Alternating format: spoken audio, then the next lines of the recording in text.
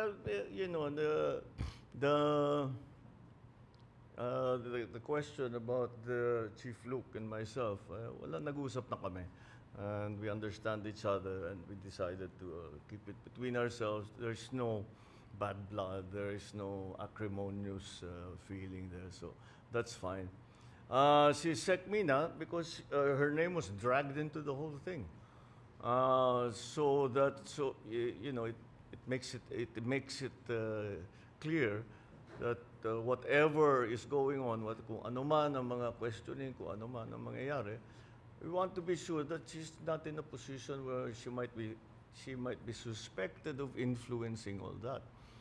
Kasi when she's out of government, wala na siyang influensya. So hindi mo masasabing inayos niya yung kaso niya.